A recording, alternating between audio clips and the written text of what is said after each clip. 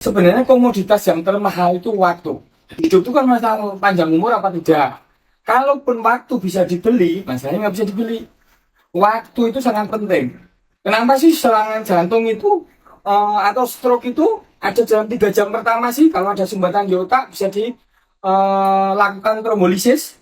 Adanya sumbatan trombus di kepala itu kalau belum lewat 3 jam masih bisa dengan istilahnya cuci otak, tapi sebenarnya itu trombolisis. Ya karena waktu. Waktu itu komoditas yang paling mahal. Jadi bukan Hermes yang mahal, bukan Ferrari yang mahal, waktu. Waktu, karena semua orang pengen waktu itu terus berlangsung. Waktu itu komoditas termahal nomor satu. Makanya disiplin waktu paling penting. Ya. Orang bisa aja hanya karena tertidur sebentar dari nyetirnya, ya udah tabrakan. Ya, misalnya seperti itu. Ya, jadi waktu itu komoditas yang paling mahal. Jadi kalau nggak mulai disiplin waktu dulu, nggak akan terjadi banyak disiplin yang lain. Kemudian yang kedua, disiplin komunikasi. Jangan suka menyimpan sendiri.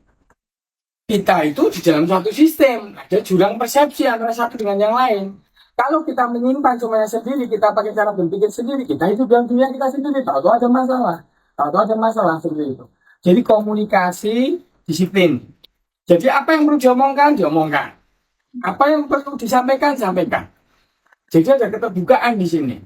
Salah, sampaikan salah. Benar, katakan benar.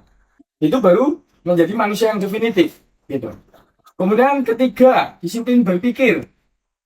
Ya kalau di kantor ya mikirin pekerjaan, bukan di kantor kok mikirin yang lain-lain. Mikirin apa masalah dengan keluarga, ya itu otomatis datang sendiri kalau orang nggak fokus. Berpikir, kita di sini, saya di sini pun juga walaupun saya pemilik usaha ini, saya tiap hari meluangkan waktu berapa banyak.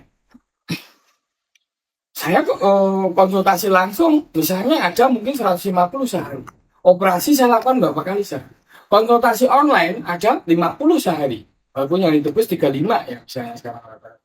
Terus kemudian konsultasi TikTok begitu banyaknya. Terus ngurusin manajemen yang lain-lain. Nah, kalau kita terbiasa berpikir efektif dan efisien, itu bisa terjadi. Ya kadang-kadang hektik kalau istilah anak zaman sekarang. Tapi ketika semuanya tertata dengan baik, pagi itu saya harus menyelesaikan WA. Malam sebelum tidur saya selesaikan semua WA. Itu banyak. Ya selesai. Disiplin berpikir. Aku jawab WA ya aku masih WA. Aku kerja ya aku mikirin pasiennya. Gitu. Disiplin berpikir. Kalau kalian kok di tempat kerja ngelamunin kopi bagus, ini kemana lah itulah. Ini nggak akan terbentuk kehidupan yang lebih baik. Disiplin berpikir. Yang keempat, disiplin bertindak. Bertindak ini berarti ada sense of crisis. Tahu ada masalah. Makanya ada namanya manajemen risiko kan di dalam manajemen itu. Oh kalau aku makan berlebihan itu ya perutku gendut. Nggak semua orang bisa menyelesaikan masalahnya. Waduh juga masih gemuk. Nggak bisa manusia sempurna, tapi paling nggak berusaha mengurangi. Disiplin bertindak. Disiplin bertindak. Jadi ketika ada masalah itu segera selesaikan. Karena sifat masalah itu datang sendiri. Mobil kita kok lambat ini, apa nih yang jadi masalah? Kita minggir, kita perbaikin, shot, bablas lagi. Itu disiplin bertindak. Kalau enggak ya udah kita ketinggalan oleh kendaraan yang lain. Ya, disiplin bertindak juga. Misalnya kok wipernya jelek, hujan, kita potensi ketabrak oleh yang lain. Ya, wiper kita udah jelek, nggak bisa untuk ngerapkan mobil dengan baik. Nah, kita udah tahu kok kita biarin aja ya nabrak. Ya, itu namanya sense of crisis, itu harus ada di kita.